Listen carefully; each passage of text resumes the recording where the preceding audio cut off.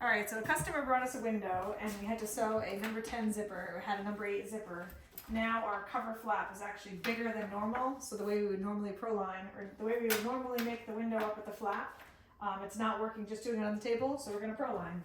We've got our Proliner over here. So open it up, turn it on.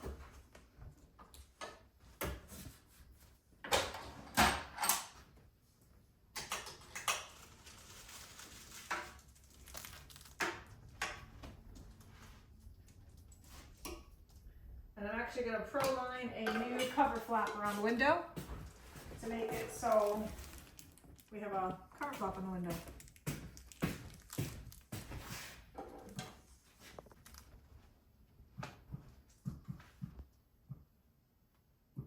Alright, so in the Proliner, setting it up to get it ready to go.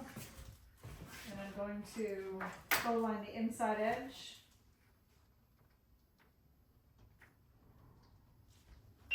All around the smile.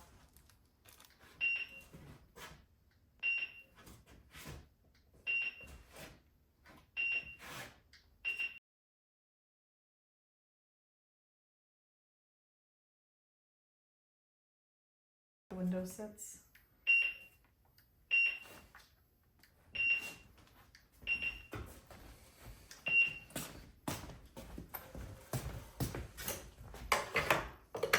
And I shouldn't have to do the inside edge on my Proliner, I just got the outside edge. So now that I've traced the inside edge in CAD, I can offset it to make it so I have my outside edge, and it'll make a nice cover flap that goes all the way around. So now this is what our cover flap looks like. So we've now sewn it onto the outer edge.